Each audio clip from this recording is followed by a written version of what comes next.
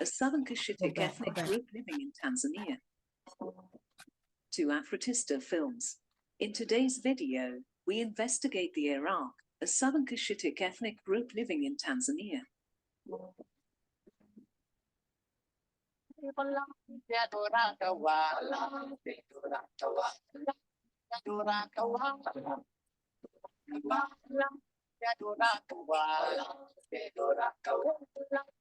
The following are 10 remarkable facts about these people. 1. The Iraq are a Cushitic-speaking ethnic group who live in northern Tanzania. They are a prominent group that formed in the north-central Tanzanian districts of southern Arusha and northwestern Manyara, near the Rift Valley.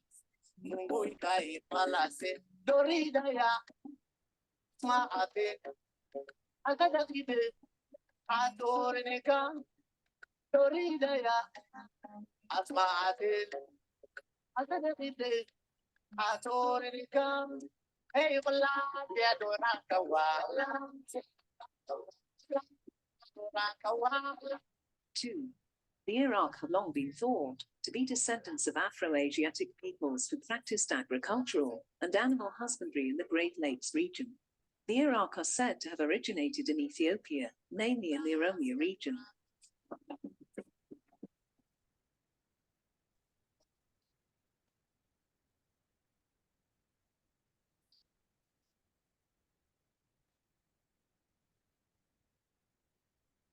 The Iraq speak the Iraq language as the mother tongue, which is part of the Afro-Asiatic family's South Cushitic branch.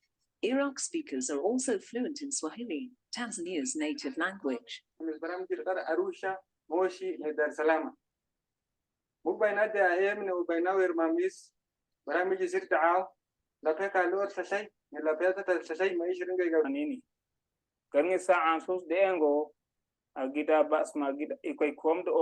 bain mosma de bain makulwani na garba bain moni de makurkuwak. 4. A thorough anthropological examination of the ethnic Iraq reveals that they have strong similarities with other Cushitic-speaking groups in general. The Iraq, however, have some phenotypic linkages with local Bantu communities due to intermarriage with the neighboring Tanzanian populations.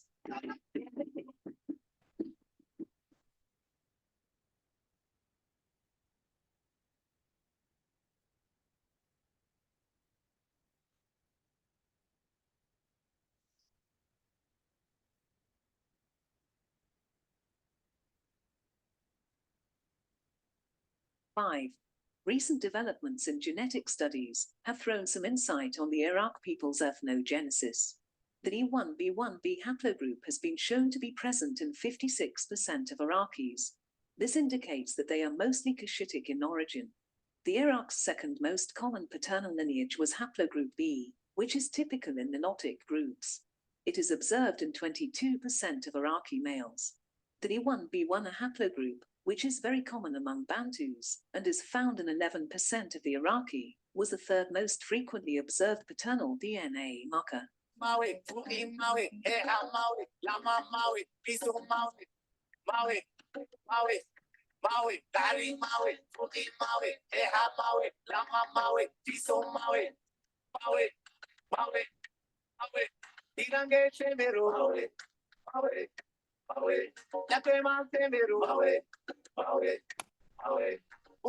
Six.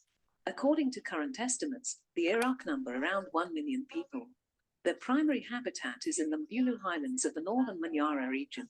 It has long been noted for its intense farming, and has been referred to as an island inside a matrix of less intensive farming. The Iraqi also dominate in the areas surrounding Karatu town.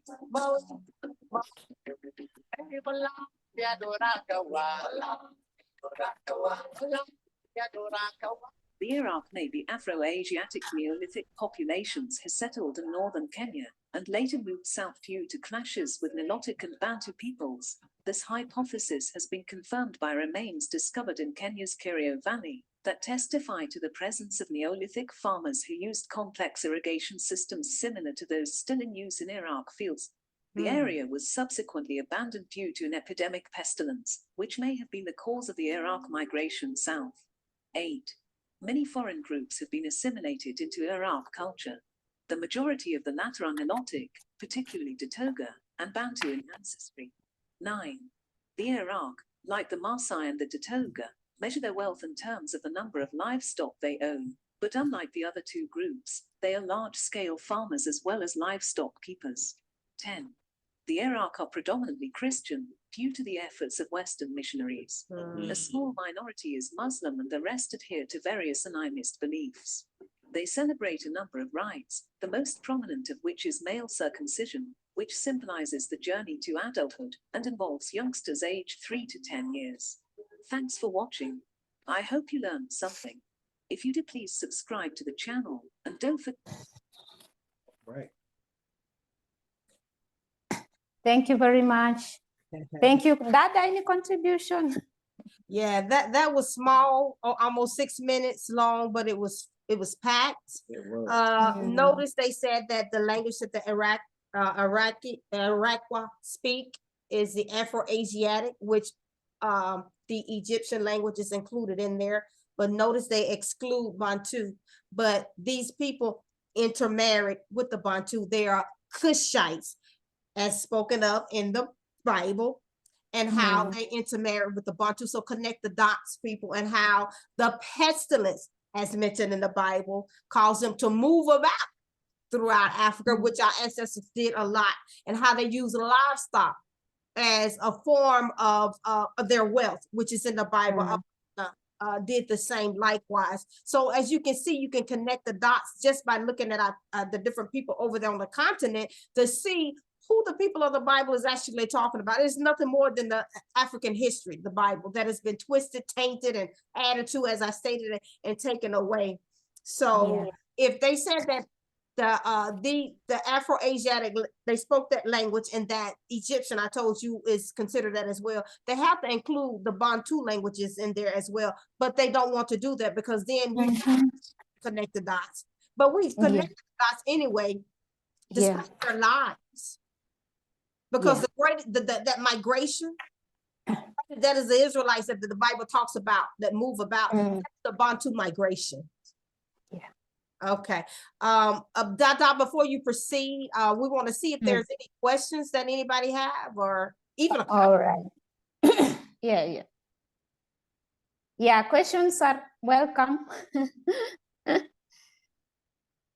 You're welcome, Banabet. You can ask something.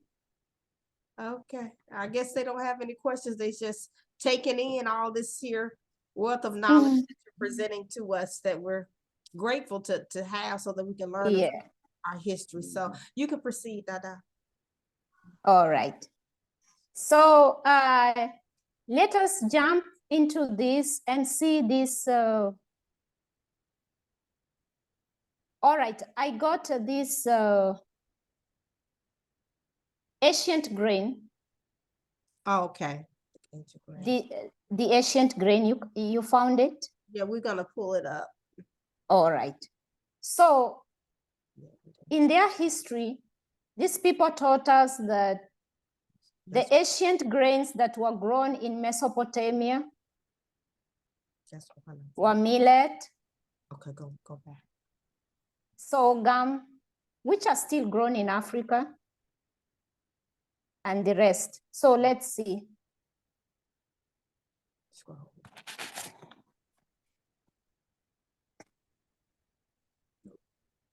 The ancient grains, my people, Banabetu, ancient. No GMO. They're gluten-free, my people. You'll never be sick. You'll not gain weight. Ancient and pure and clean and delicious and nutritious and everything. Yeah, you can start from there. Just move up a bit. Yeah, you can start from.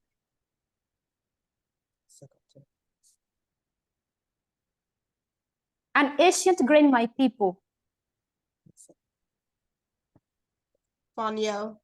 They said that's just catching on over here in the West.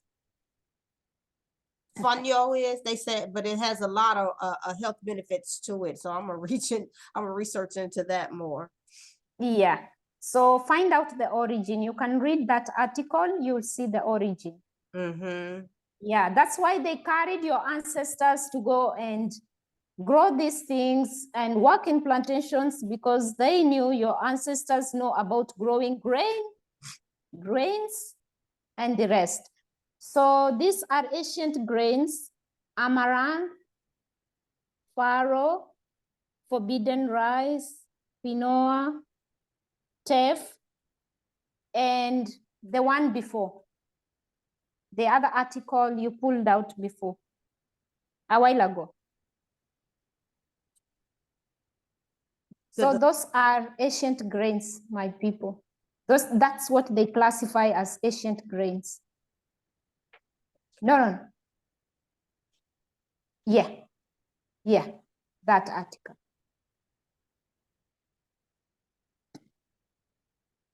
So who are the first people to grow these ancient grains? We are the people.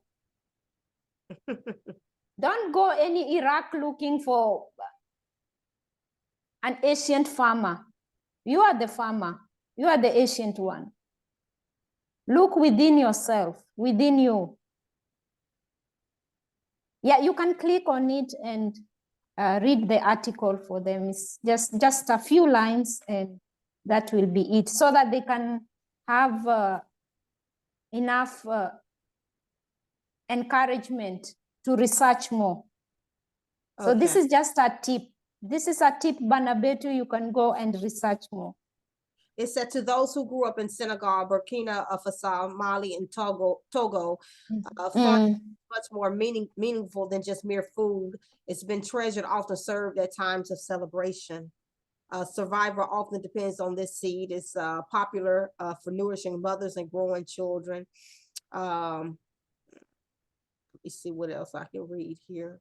Although it's very inexpensive to grow, harvesting process is labor intensive. It is cut with the sickles. I told you all about the sickle blade. Yeah. Ancestors, as you can see, they still use it to this day. Sickle blade is very ancient. The sheaves are dried, threshed, washed, and then husked by hand traditionally. Let's see what else we got here. I thought I was gonna find some a little more history on it. It is a superfood, so you all know about superfoods. Just saying it has a lot of nutritional value for our body. Just about everything you find on the continent, you're gonna find some nutritional benefits to it. And you have some people from outside that is sketching onto this, and they're coming over on the continent to look at some of our food for medicinal purposes now. Yeah. So yeah. Okay. So those are ancient grains. Those are ancient grains, my people. And you see, they were grown in Africa. The other day, they found some millet that was kept in a cave in Kenya. They found in a cave millet that has been kept there for 2,000 years. Really? And it's survived 2,000 years, my people. So we are the origin. So don't wait for a white man from Iraq to come tell you about agriculture. You are the ancient people, because you still grow this food, you still have it, you still know how to harvest it. And these grains, most of them, they are not grown using the solar calendar. That is the funny thing about it. Especially the millet, you have to observe the moon. They are grown using the lunar calendar. So our grandmothers used to observe the moon, and then they put the grains. They planted according to the moon. And what's interesting is when you see what came to mind is my mother, when they were cutting hair, it had to be cut on a moon that was starting to be a growing moon to grow with. So they used yes, wow. I'm from the deep south, so I have learned by from Bantu people that there was a lot of ways that we did down south that I'm finding out that are Bantu culture. I had no idea it was just things that we did. But yeah, you have to cut it on the moon that's growing so that your hair can grow with the moon. I mean, the people Wow. do that now, but yes, I remember my mom doing that and saying, no, don't cut your hair on the full moon. You have to cut it on the moon the way it can grow with the moon. Wow. Yeah. And In the so, ancient time, yeah, the lunar calendar, it was very, very important to them. So And- they affect us with this solar calendar, yes. and they lied to the whole world. Now Vita made a comment here too. Vita is from, I think, Vita, you from Malawi? I think Vita is from Malawi. She said before, okay, yes. Before colonialism and the introduction of corn, because corn is not a native to Africa. They brought that from the Americas, you know, going back and forth. So that's not ours. And in fact, a doctor have told us not to eat it. Told my husband not to eat corn. It's not good for you. No, it's not.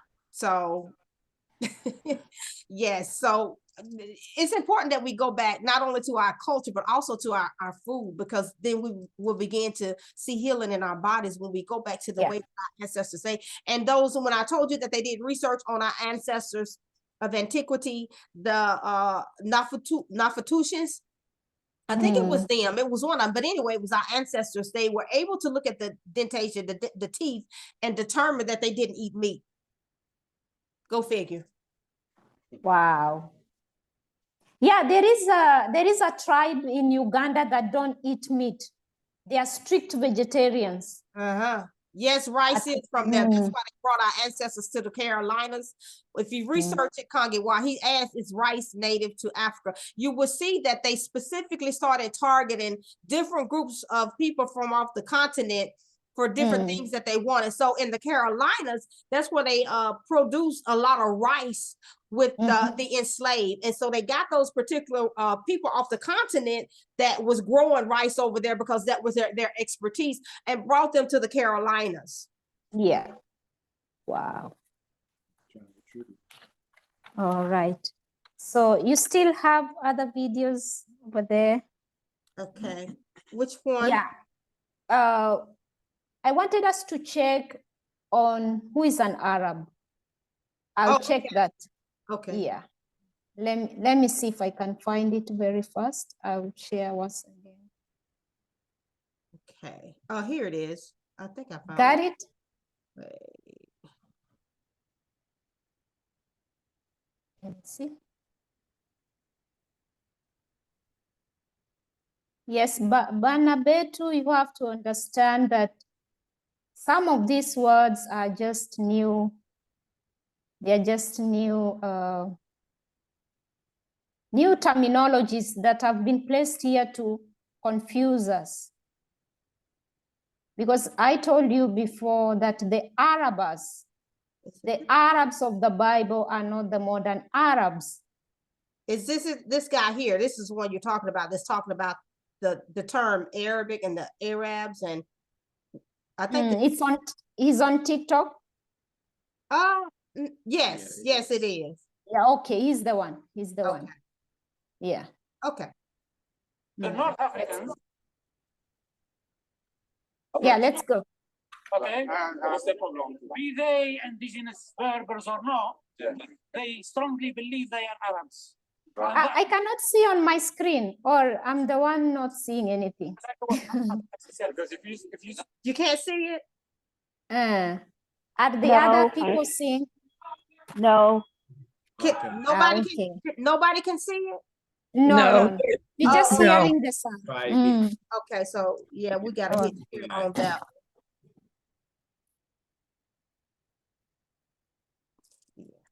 Now you should. Can you see it? Yeah, yeah. Okay, All right. good. I've got a problem. Okay. What's the problem? Be they indigenous Berbers or not, they strongly believe they are Arabs. And that belief is false. But the other Arabs, the majority, yes. Because I grew up in Africa myself. Because if you say you're majority are Berbers, so between 30% and 40% of Southern European, they could be Turks, it could be Greeks, Spanish, Romans, French, whatever. Okay, but the majority are Kurds. But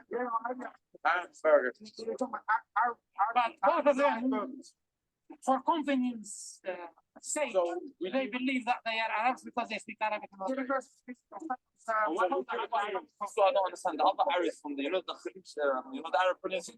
The real Arabs are the Yemenis and the south of Saudi Arabia. From Mecca and you go north, they are not really Arab, they are more Persians and mixture of whatever. Arab more of a language and a culture more than people. But the Arab identity never existed in human history. It was created by the British in order to dismantle the Ottoman Empire.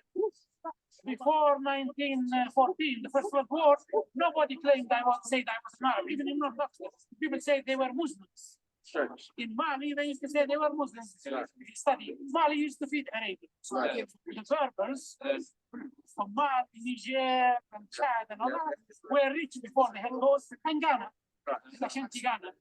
They used to feed the Arabs. They never say they were Arabs, they say they were Muslims. Okay? When Britain wanted to defeat the Ottoman Empire, they used the Arabs as traitors. And they created the Arab identity. The Arab identity is new. The North Africans. Wow. Yeah, mind-blowing data. So it's a creation, first created by the Greeks to name the land, Arabia Felix, Arabia what, and now when they colonized the whole world, they had to go naming people. So in order to do that, they had to take a certain group of people, get a name that can fit these people, whether they shared the culture or the language or nothing or religion, and group them together. So that's why now there is a war online. The Arabians are calling the Somalis Arabs. Some Somalis believe they are Arabs because some Somalis, their ancestors came from Yemen. But now there is a war. So the other Somalis are telling them, if you are saying you are Arab, you go out. We are not Arab. We are Somali. We are not Arab. Wow. So there is a war going on with these people in the Horn of Africa. So they are saying like this, yes, we accept the religion, but don't call us Arab. So when you meet the Iranian people, the Iraqi people, they also tell you we are not Arabs. And then now when you go to North Africa, again, there is a war. Especially now there was World Cup. They are asking the Moroccans, are you Arab? Are you playing for Arabs or you are playing for Africans? So those people are saying, no, we are mixed people.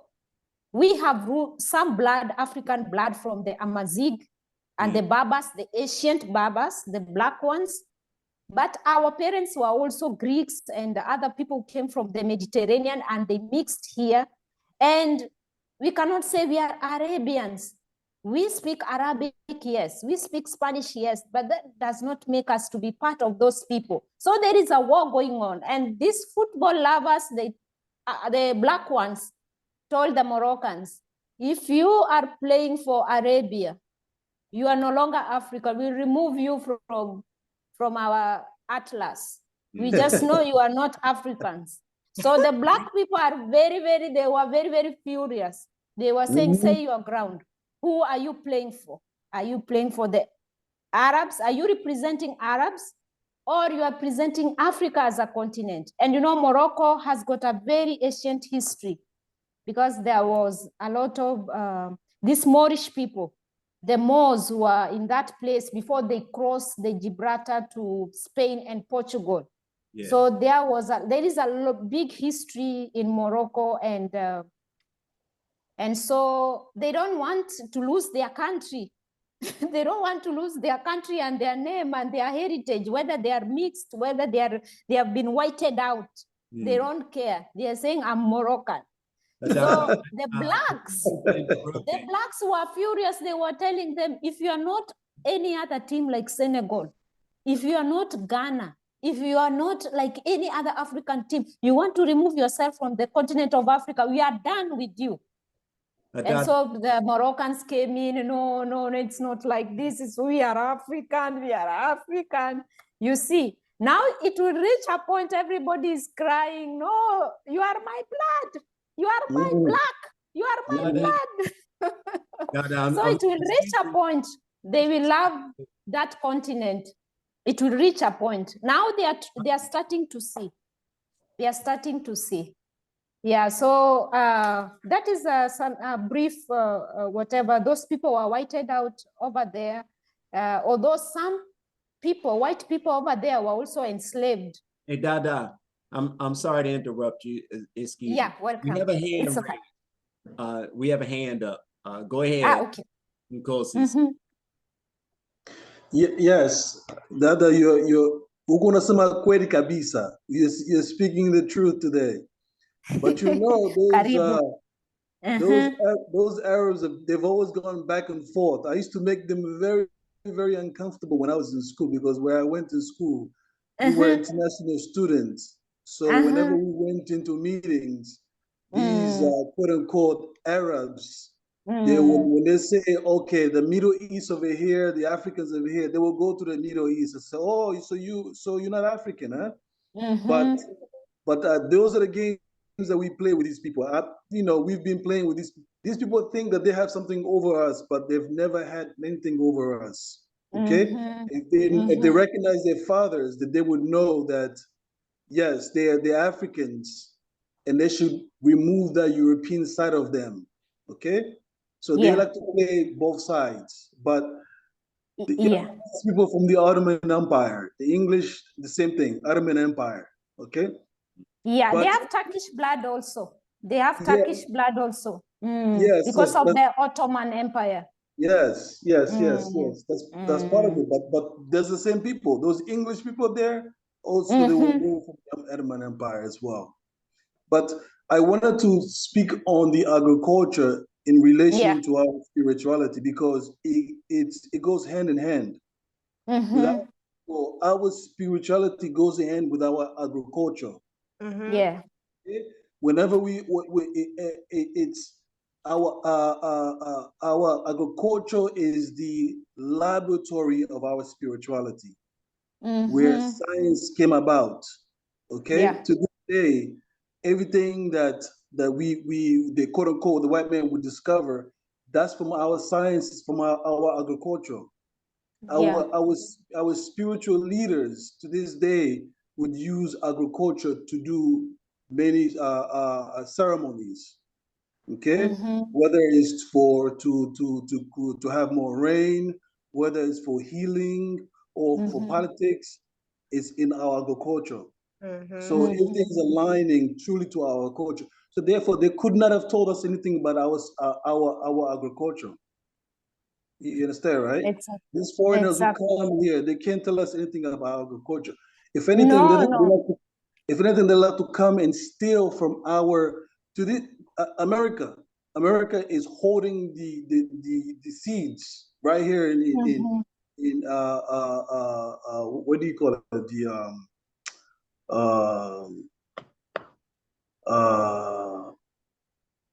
I don't know. I can't remember where, but they are. They're collecting where it's the core area, the core part of America. Where's that part?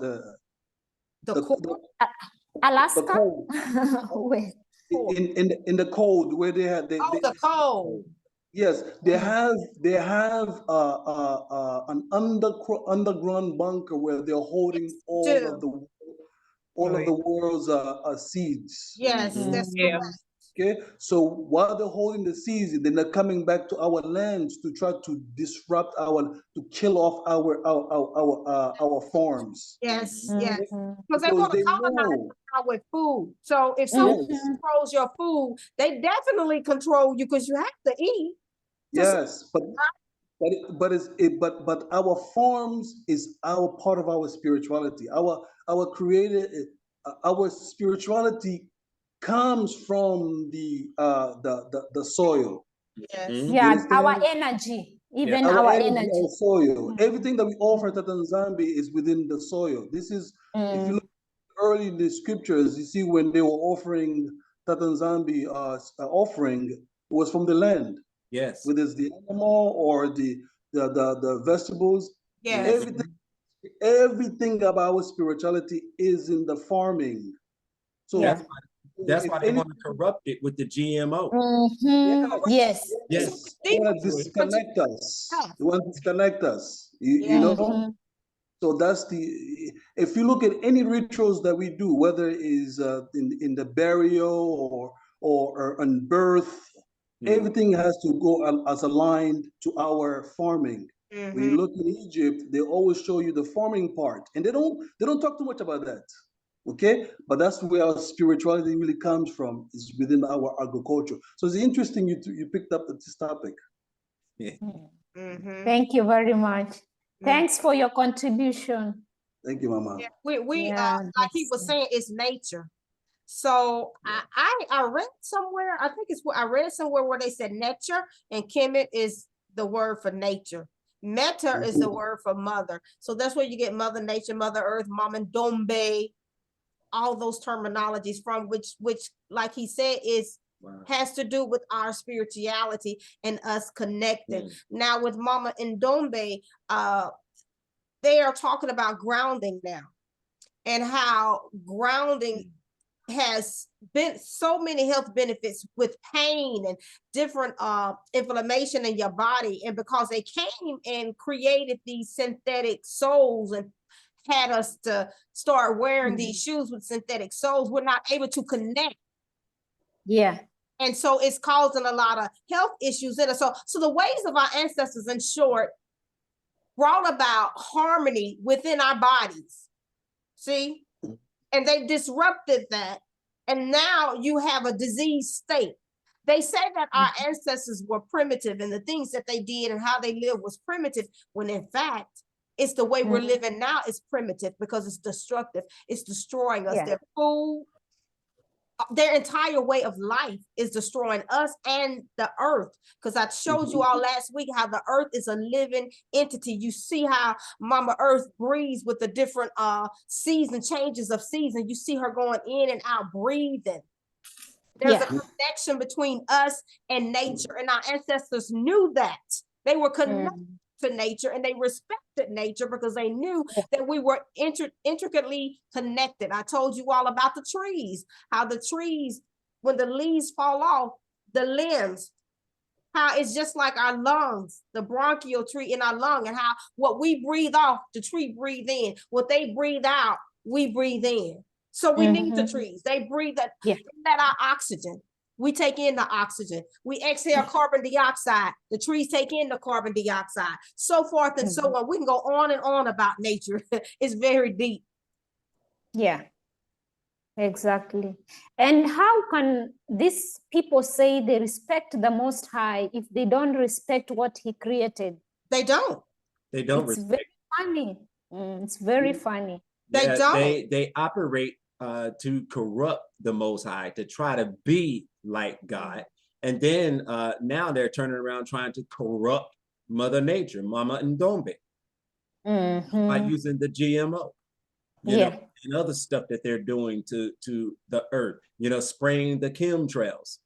You know, they're corrupting our father and mother. So you can see then how, because like you said, Dada, if they respected the Most High, they will respect His creation as our ancestors did. So that tells you who their father is and who their father is not. And that's all I'm gonna say on that. And we know they're exactly. Destructive. They're very destructive. We're not. They are. Let's just keep it real. Yeah, very true. 100%. So when I joined, you had a discussion about movies. Yes. So, yeah. Okay, can we have a look at this clip and how they create movies using your own history or the history from the African continent? And they make money out of it. What's the name of that one, Dada, so I can pull that one up? I just sent it to you. Oh, right I know now. what it is. Lord of the Rings.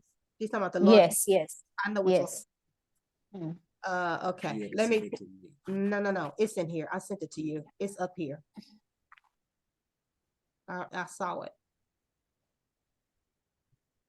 Must be on down further. Right here. Oh, Yeah, that one. Did I share it? Can y'all see it? And You won't believe this, but watch till the end. You will not be disappointed. No, we don't see it. not No. yet. Red Book of Roha.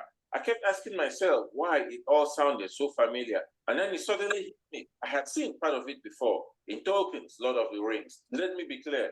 Most of the Lord of the Rings trilogy is based on Norse and English history. However, it is likely that Tolkien was also heavily inspired by African history, particularly Ethiopian history. Let's not forget, Tolkien was born in Africa, and when he started writing his book in 1935, Ethiopia was making headline news worldwide after Italy invaded it in 1935. I will start with the most obvious links between Ethiopian history and Lord of the Rings. And these are the names of the cities and regions in both of them. In Lord of the Rings, we have Gogoroth. In Ethiopia, we have the city of Gogora. In Lord of the Rings, Harad. In Ethiopia, Harar. Lord of the Rings, Barajil. In Ethiopia, Da.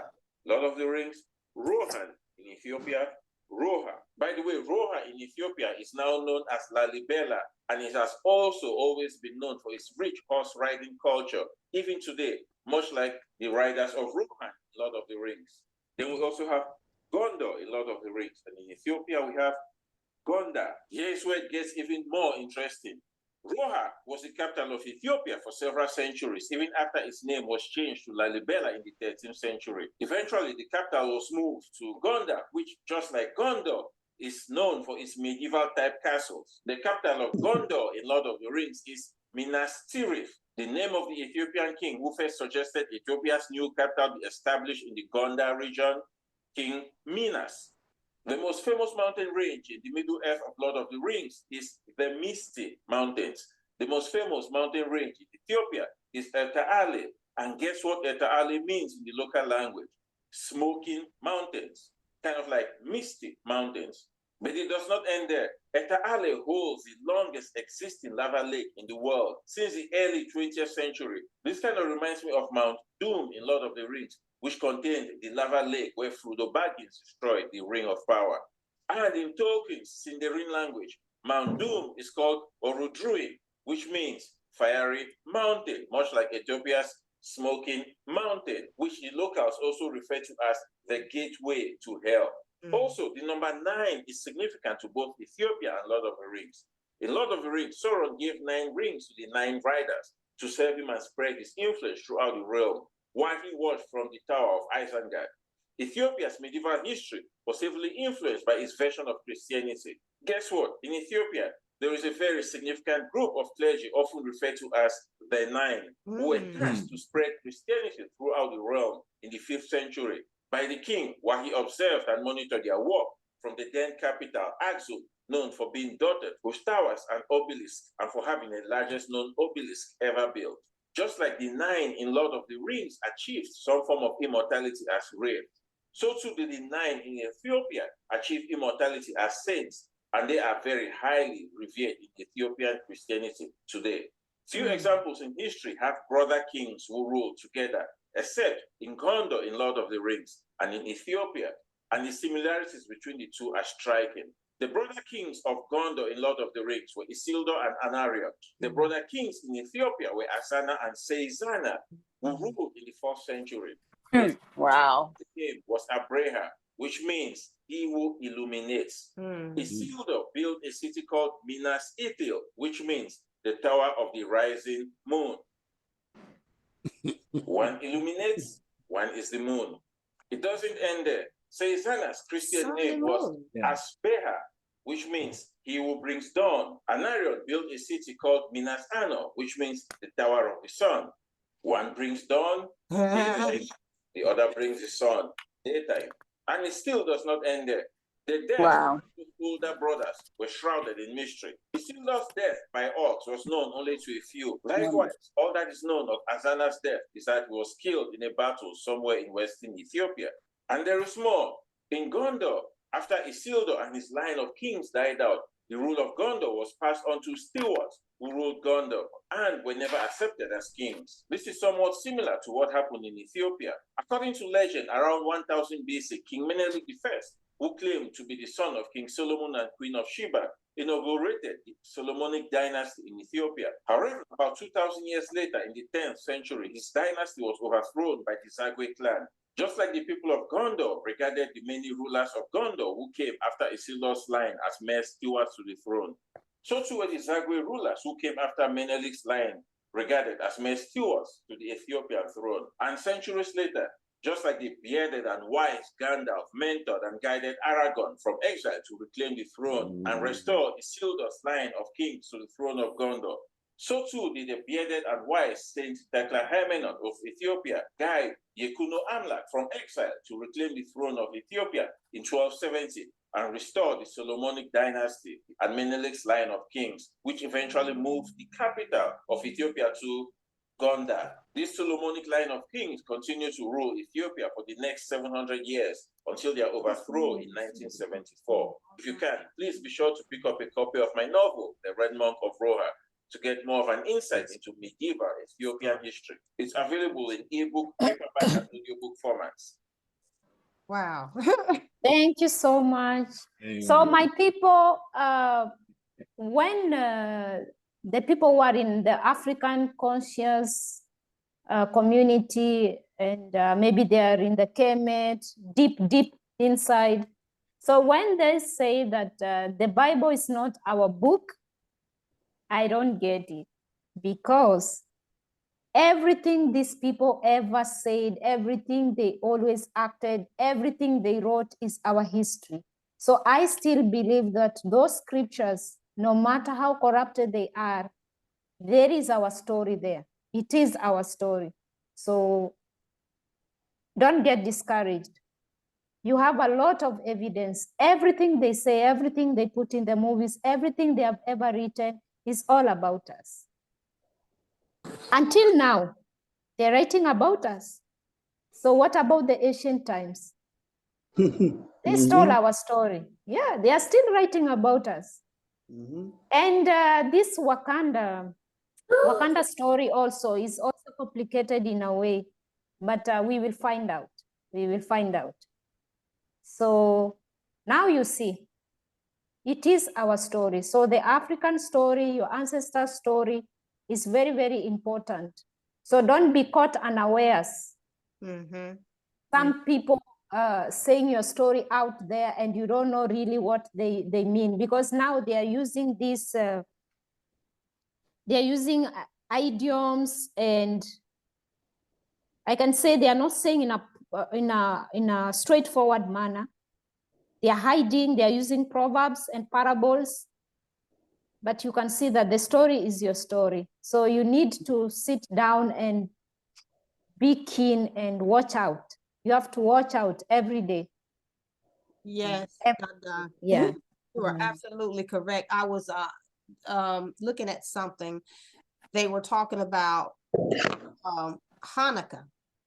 And I know that in ancient, quote unquote, Kabiru, which they converted into Hebrew, does not have double letters. So Hanukkah has a double letter and it does not have an H. And I was trying to find the connection to us, the Bantus. I couldn't with me extracting the H and the double K. But so what I said, okay, let me go look at it and see what they're doing. So Hanukkah, they say, has to do with their liberation from oppression. When were they ever oppressed? I said. That's what it's about. It is about the liberation of oppression by quote a Jew. And we're probably going to put this on our Patreon because I want to be able to speak freely so you all can see the multitude of lies and how they have hijacked our history and the extremes that they go through to try to continue this propaganda of lies. So I said, let me go and research this. So they said that it was this man that was a Jewish guy, that was a Jew, Judah, named Maccabee. So I said, okay, there is no C in our language. So it is a K. There is no double letter. So that's why I said when you go within, these revelations start coming to you. You are. I'm telling you, I be getting downloads. I'm telling you. So I said, look up Maccabee. Maccabee is all over Africa, particularly in, you'll find it in Congo. I found the area in but that name, and it's spelled Makabe. So I told my husband I started taking notes because it's deep, and I maybe I do a teaching on this because I don't want to go into what I found, but Maccabee is us. When you look at the books, Maccabees 1 and 2, and it started off talking about Alexander the Greek. I don't call him the Greek. They don't call him out Alexander, but they said son of the Seleucid king. His name was, I forgot his name, one, but that was his father. So that's why it's important to know history, and I love history. That was his father. So they're talking about when the Greeks came into Africa. They for a very long time. So I told my husband, I said, I'm going to dig deep. I'm going to find out who is this Maccabee revolt, which I know was our people. Maccabee is in Congo. When you research it, it's predominantly, that name is predominantly of African origin. People have that name. M-A-K. Yeah, you can, sorry, you can pronounce it like this. You can pronounce it like this, Maccabee. Yes, There we have people called Maccabee. Yes, because they added double E, then it became B, Maccabee, M-A-K-A-B-E. Just write it like that. Yes, Finish. that's what I had. That's what I found, and I said I'm going to find out the nitty gritty of what was this revolt about, because they was fighting against, and this is that our people were circumcised, and you heard them talk about the group of people. She showed how they practiced that mixed in, intermingled the Iraqi people mixed in with the Bantu people, and how they practice circumcision. So it says that in the book of Maccabees, it's not really Maccabees, it's Maccabee. Yes. They were practicing circumcision. The Greeks that were there at that time, the Romans had not taken over at that time. It was the Grecians, saying that they couldn't circumcise. And so they took the males that were circumcised, and they killed them. People. This is what they did to our people. And then they trying to, what is so disrespectful is that you killed our people, enslaved our people, and then you took on their identity and say that you are the person.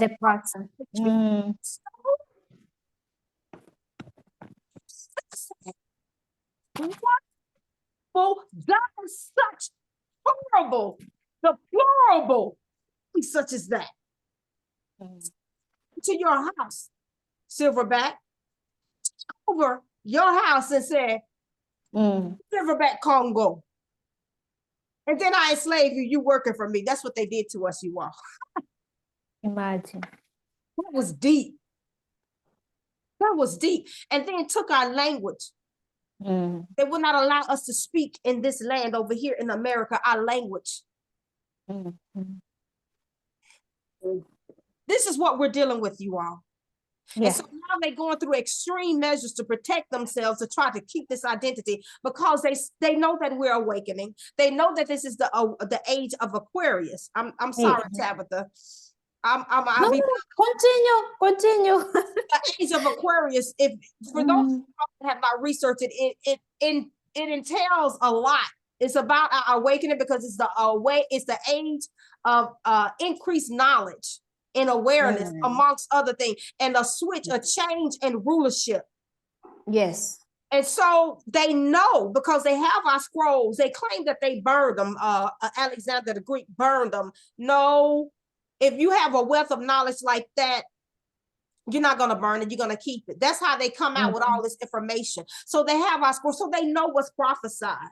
So they know we're living in a prophetic age right now, where the people are going to awaken to who they really are, and they're going to rise back up to their greatness. And then those that did the things to them are going to be destroyed. From what I understand from off the continent is they're going to be eradicated off the land. While they're trying to destroy us, they're going to be destroyed. While they're trying to annihilate us, they're going to be annihilated. While they're trying to poison us and kill us off, they are going to be poisoned. They're the one that's going to die off. And it's happening now. Yeah.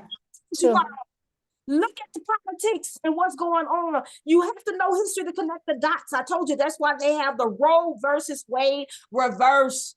More of them are dying than are being born. They are paying for people in Europe and China to have kids. They have farms in Africa where they're kidnapping is very high of females in China. And they have these farms where they have these people, these females birthing babies. What does scripture say about us? He told us that we will be numerous, like the stars in the sky, in the sand, in the sea. We will never stop producing. Never, no matter what. And they cannot fathom in their mind why we as a group of people are still here, thriving, surviving after what we have been through. It was this African-American guy. He said that in psychology, they have no terminology for what we have been through as a people. And they said that we should not even be alive, or we should be insane, or with the things that we have went through. So they just can't fathom in their mind, why are these people still around? Why after what we have done to them? Think about what I'm saying, people. Why are they still around? Who are these people to where we can't kill them off? We are gods and goddess.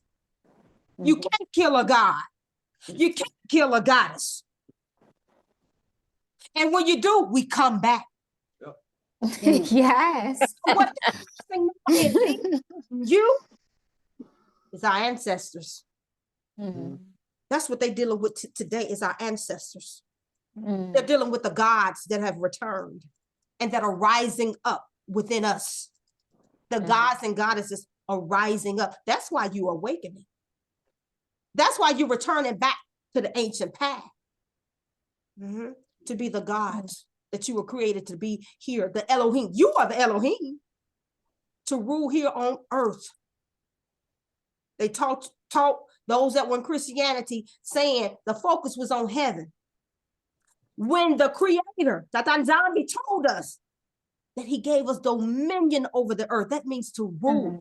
So our focus is on here, to rule as he ruled. So we need to go back. And that's what's happening now. These people are afraid. Do not allow what they are doing, the things that they are working on to shake you, because fear is a low vibration and they feed off of that. No, don't be afraid, because this is our time. This is our time. The gods and goddesses are rising again. You don't have to be afraid. They're going to be destroyed, utterly annihilated.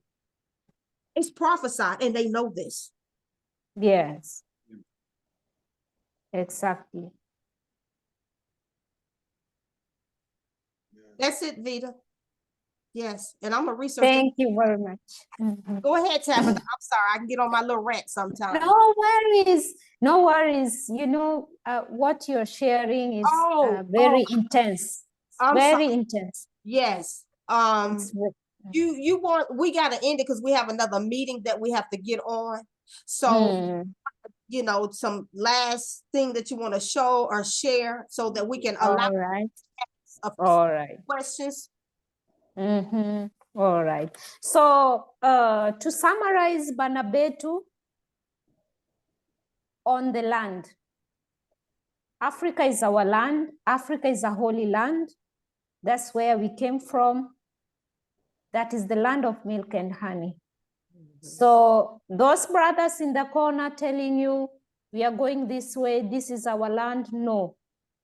The only fertile land, the only land that was habitable that time was only Yemen. And that is the land the Sabaeans, the Cushites, went to inhabit because of trade. And when these early Cushites mixed with the people, immigrants from other regions, they mixed, and that is what came out. What came out is what these historians confuse us and refer to it as Semitic. So they want to tell us Semitic are the people who were in the Levant, but we know that these people, majority of them were bred by the Cushites. So it is like, you know, the biracial children. So how can biracial children have a tribe? They have to choose whether they will have their father's tribe or their mother's tribe. They have two options. True, true. Because in Africa, there is a time even a mother, a woman, is allowed to make a tribe. If all men die in war, what will happen? The woman will make a tribe. So the woman was allowed, even in the scriptures, the daughters of Zelophehad, something like that. They were allowed to create a tribe, because when the men are not there, the women will stand in and they will create a tribe and a lineage. It is allowed. So we were people who were considerate. Our culture was considerate to everybody. So these Cushites mix with these people who are coming to Arabia, and they breed there, and the outcome is what now they call Semitic. But why can't they call them on their father's name or their whatever? And then the Ish people now choose their mother's side because they don't know about their father's side. So this word Semitic, Dada was teaching, so just to follow what she was teaching, it was very, very clear. And just know whatever they call Sem on their side is all faked. There is nothing true to it. Even the scientists know this. Even the historians know that the people who settled in Arabia in ancient times were Cushites. And there is even photos of Cushites who are living in Saudi Arabia building huts. They build huts like those huts of you see in Ethiopia, you see in below the equator, deep in Africa. Yes, they built with straw, you see? So the people who lived in those areas were Cushites. So there was no Abraham in Arabia. There was no Joseph in Arabia. There was none of them. Even the word Arab, the current word we're using now to refer to people, is a recent word. It's a recent terminology, just like the Ish people decided to call themselves whatever they decided to call themselves. So my people, stay on your line. Stay on your line. And we never crossed the Red Sea. Yes, the Red Sea is an African sea. Only Africans lived here. But it's not, we did not cross the Red Sea. We crossed the Sea of the Reeds. That's what is written. And it's a lake, actually. I don't know, it's in the Septuagint or something. It's a lake. And when you go to Sudan, near the Nile, there is a swamp there full of reeds. When you go to Sudan today, you have boats built by papyrus reeds. Just the same way it's written in the scriptures. Papyrus. You never go to Arabia to find a boat built by papyrus reeds. Never. But it's still here in Africa. And they sail with those boats even to the Americas and to many, many other places. Now, I'll finish with just this one thing that will help you go and research more and more. Why do I say that we crossed the river in the Sudan? Because there is a marshy land there with a lot of papyrus. Remember, the Egyptians depended on this papyrus to make paper for writing, to make boats, maybe to make clothes and other things. You see? So if they use that papyrus, it means that it must be in plenty.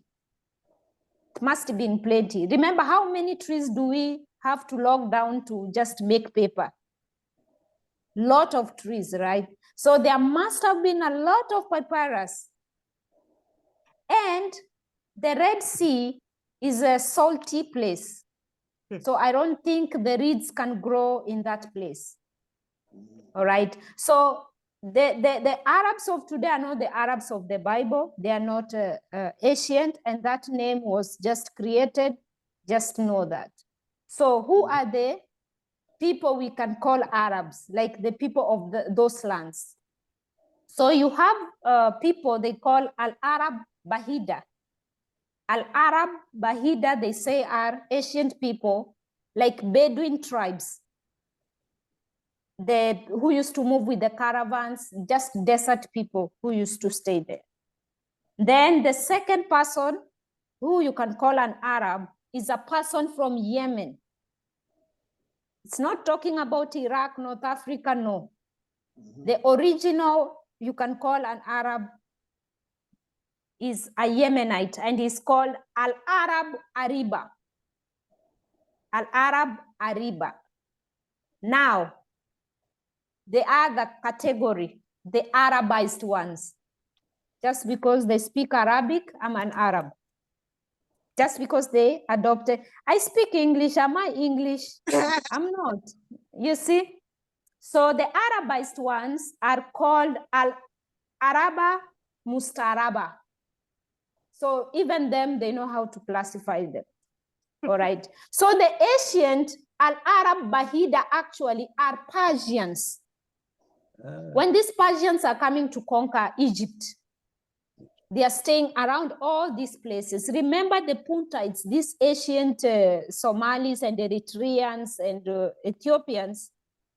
These people were protecting Egypt from invasion.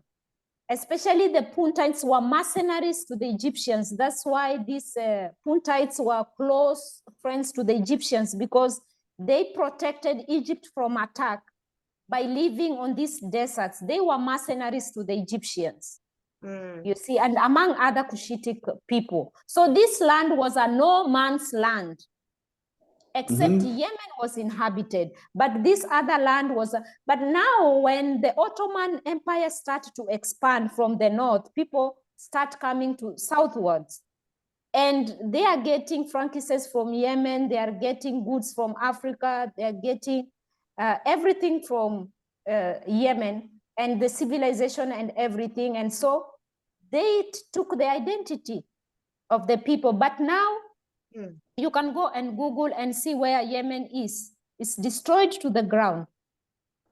That is the only country that has ancient history in whatever they call the Levant, but it has been destroyed to the ground. So all the nations, whether in Africa or outside Africa, that had great history, that had native people, you'll find that those countries have been either destroyed to erase history, or their people tortured and many things, left to die, hunger, wars, and the like. So now you know that the original people, the Greeks even might have called Arabs, because they found them in the Arabian Peninsula, were Persians. And these Persians came because they want the glory of Egypt. They came little by little, and then later on, they took over Egypt. So those are the Al-Arab Bahida, and the Yemenites who now had mixed. People are coming from Africa, others from other lands, and this mixture, they call them Arabs. But these are not the Arabs of the Bible. So these are names that are coming up afterwards, after the scriptures have been written. So now you understand that is not your land. That is not your land. That is another people's land. And that is a land that was taken, conquered by the ancient Africans who were merchants and explorers. I can say explorers and merchants. And out of Africa, the people who left Africa. All right. So the last thing I wanted to say is about the Sea of the Reeds. So the Sea of the Reeds is where Moses was put and hidden. And the reeds, we still use the reeds in Africa for making baskets along the Lake Victoria, along many rivers in the Nile Valley. We still use the reeds. And let nobody lie to you that about the Bantu migration hypothesis. That is an hypothesis of a white man. The Bantus have been in the Nile Valley ever since. So if we were not there, we are here in Kenya. Where did we come from? So we are living in other people's lands. They want to say we colonized the pygmies and then we killed them and took the land. It's not true. We've lived among each other for way before they even came. So they Yes. They with the same people say, oh, the Bantus in South Africa came and they took y'all land. We have been living amongst each other for like that, going around and about way before these people ever came. But what they're doing is they're using a means of disunity to cause rift between these people that have been living together way before they came into existence. So we need not fall for that. Yes.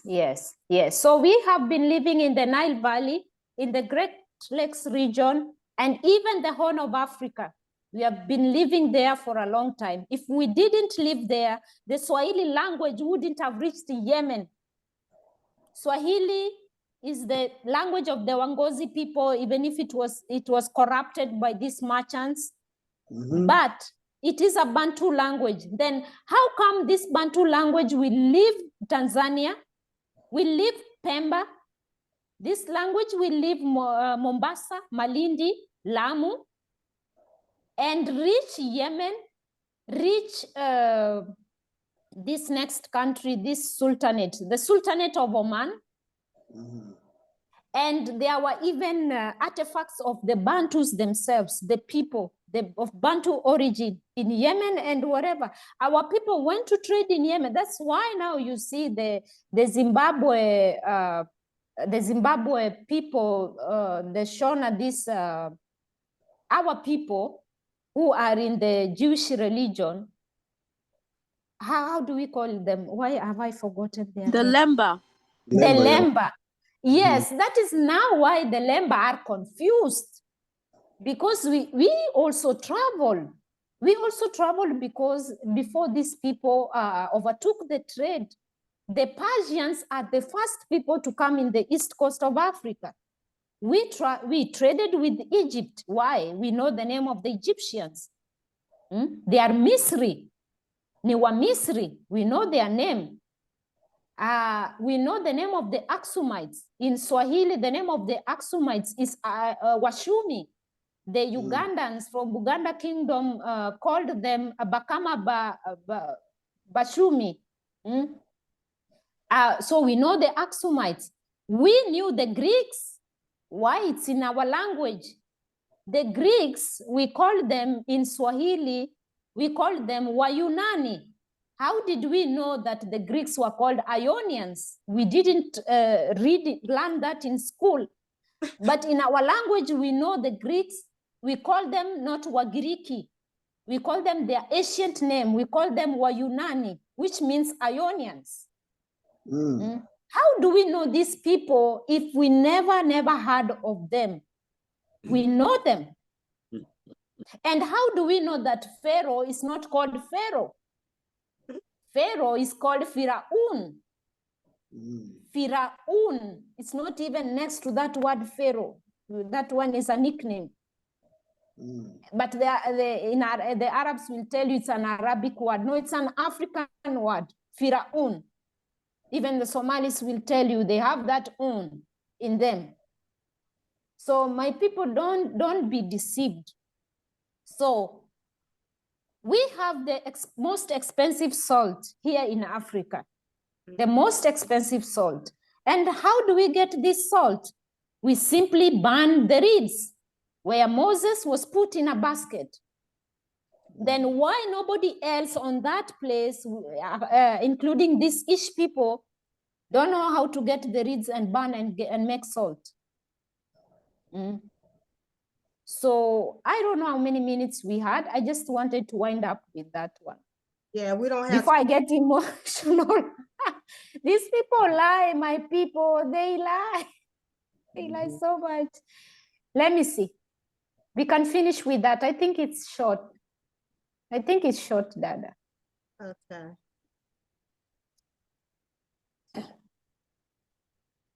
I'm gonna have to send it to her. Here it is, right here. About the reeds? Yeah, the salt, I looked it up. That stuff is expensive too. Yes, yes, yes. You can play that one, Dad. Here Can it. you all see it? I didn't share it right there. On day Uh, one, okay. And she out said, these yeah. rivers, Not yet. Not yet. Not yet. and in 8 days, after drying, You say you don't see it? Not yet. Okay. Hold on 1 second. Sorry. I'm not-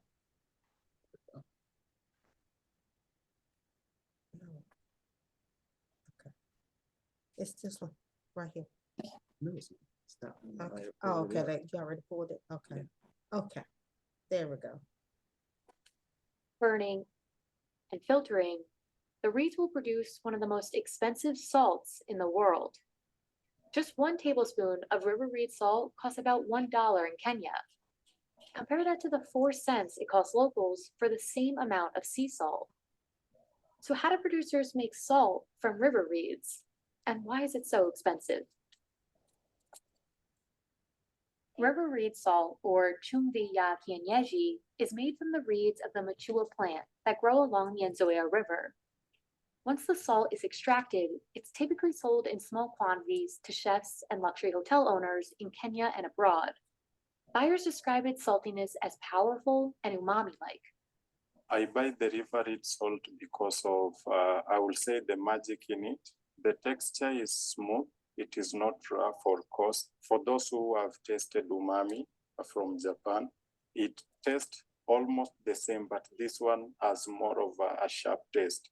So when you're cooking with it, you won't use a lot of it. Today, only the Bukuzu community in the village of Webuye continues the traditional process of making this rare salt by hand. This is the Nzoia River, and this is Andrew Wanyonyi Sikanga.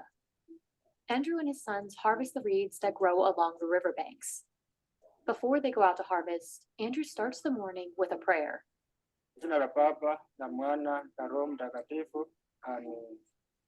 They pray for protection from the dangers they might encounter at the river, like snakes and crocodiles.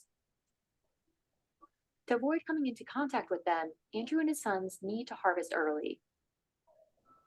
Kwa sababu huwa nyoka zinatembea mchana kama mvua jua inakuja, lakini asubuhi baridi iko haitembei. Sasa tunaenda huko kwa sababu ya hiyo vitu bado ingali kwa mashimo. Today, they're looking for ripe river reeds. Ile iko hivi ni mrefu kuliko kama sasa hii ni kitoko. Tunalingana. Sasa hii iko na chumvi, lakini bado changa, hakuna chumvi. Ndio sasa tunaangalia kwa urefu wa chumvi yenyewe. Nilikuwa nasema 2 meters kuendelea juu, lakini kama iko hivi tunaiacha. If the reed isn't at least 2 meters tall and the flowers at the top aren't wilted and nearly dried, the concentration of salt will be too low. Andrew hacks away at the ripe reeds, being careful not to uproot the plant or cut too close to the roots. That way, the reeds can regrow more quickly and the roots can continue to spread onto other rocks. Only reeds with a high salt content make the effort worth it, because from them, Andrew can make enough salt to sell. Alafu iko ni riski. Alafu saa zingine nini kuja na mnaivi maji kuja na kujana uchafu, lakini kuja na miiba kama vile imekuwa hapa na mnaivi. Sasa ikifika hapa hivi usipoichunga vizuri, ukianza kukata kumbe umeshika miiba alafu na kutunga. Au saa zingine unajikata hivi vile huyu amejikata hapa saa hii. Sasa hiyo ni changamoto ya hapa. Though there was a mild injury, today's harvest was a good one. After a long day of navigating the waters of the Nzoia River, Andrew and his sons leave the riverbank with a lot of reeds. Wa Februari. Sasa hii ndio tumepata na ingine pato ingali kwa nyumbani. Tumefurahia leo. Hapa yote vile iko hivi nikichoma itaweza kuwa kama grams 200 hivi. Hapa itaweza kuwa vijiko grams 200, vijiko 20. Those 20 tablespoons will sell for about $20.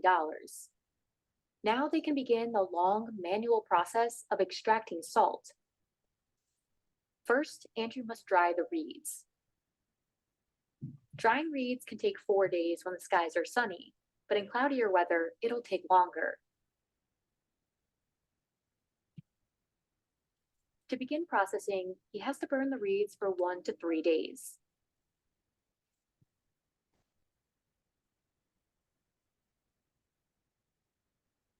Once all the reeds turn to ash, Andrew places them in a large pot with drainage holes.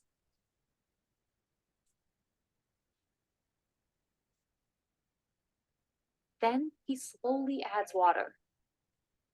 The water filters through the ashes and holes, each drop collecting at the bottom. He pours those droplets through another filter and into an aluminum pan.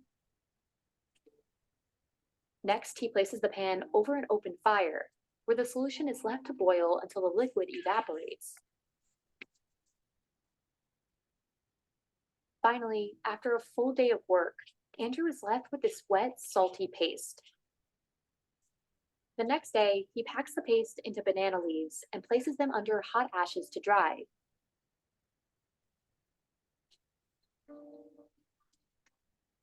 After 3 hours, the salt hardens. From reed to salt, the process takes at least 8 days. Andrew will sell the salt in the banana leaves. This is the same long process his family has practiced for generations. Sasa hii miaka 20 na kwa kupata vile walikuwa wanatengeneza, babu wangu ndiye alikuwa anatengeneza, alafu nami nikajifunza kutoka kwa baba yangu mzazi. It's believed the tradition began in the 17th century when the Bakuzu people migrated eastward from Congo. At the time, areas in western Kenya were cut off from salt routes. So they set out to find a way to extract salt from these aquatic plants. Centuries later, the salt that was made out of necessity became a pricey commodity. At the market, this pack containing just 3 tablespoons of river reed salt costs about $3, and this larger pack, $7. It's likely to sell because local demand is high. Buyers know the intense work put into making this salt, so for them, the price is worth it. Although there aren't studies to confirm it, market sellers say that part of what keeps the salt in high demand locally is the belief it has special medicinal properties. But the most notable feature is its taste. In fact, Andrew's river reed salt won the title for most unique indigenous salt at an international gastronomy exhibition in Italy in 2014. Slow Food, one of the organizers of the exhibition, established a presidium in 2009 for Kenya's river reed salt to drive more demand for the product. But fulfilling that demand would require more supply, which is difficult when production is so limited. One of the biggest threats to river reed salt production is climate change. According to Slow Food, the growing population in Kenya has led to deforestation. We can stop there, Dada. Yeah. I hope you got something, my brothers and sisters. Yeah, so you can go and Google the Sud, S-U-D-D. It's a very big marshy land in Sudan, and it's a swamp filled with papyrus reeds. So it is the wettest place in the whole of Africa. So not all the countries in the north, like their desert, some places can really be wet. Yeah, so come back home. Oh, we're ready. Those, they are drying Euphrates alone. The ones that are drying there. Just leave them alone, right? Just leave them alone. In due time, we will be back. Rest assured. Oh, yeah. In due time. Yes. Yes. This was an awesome teacher, as usual. Wow. We will leave room. We'll see if there's maybe 1 or 2 questions, because like I said, we have another meeting that we have to go to. So if anybody have any a question that they want to ask, you know, just raise your hand and we'll try. Comment. Yeah, or a short comment.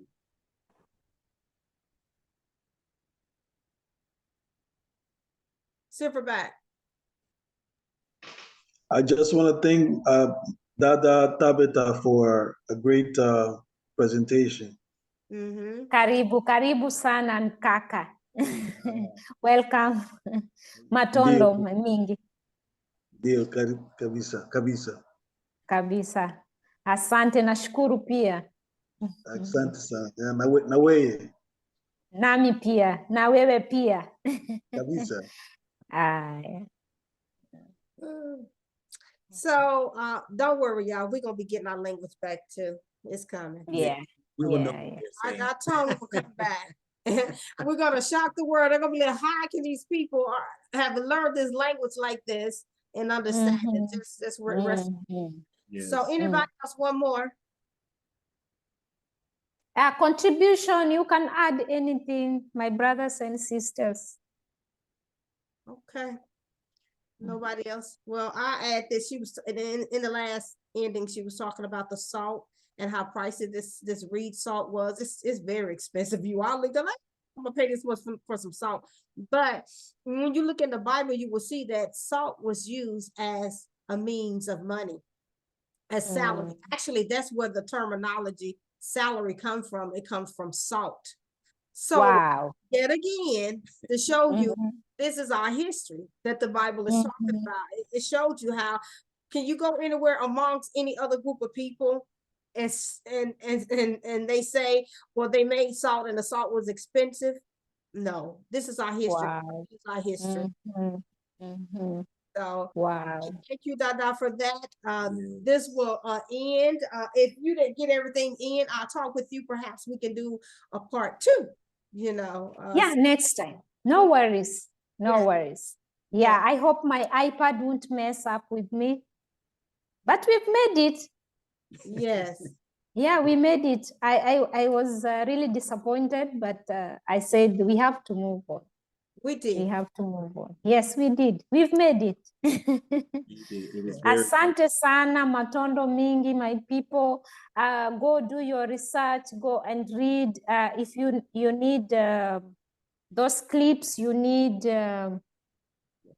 links, you can ask Dada. If you have my number, you can ask me as well. Yeah, do more research. So next time we are all of us going to contribute. I cannot blame you that you didn't contribute because I didn't tell you in advance what we will discuss. But next time is a continuation. So we will contribute and ask questions, challenge one another. Yeah, it's allowed, it's accepted, it's welcome. So we are learning, Yes. Yes, we Thank you so much. Asante sana, Dada. Karibu sana. Matondo Dada.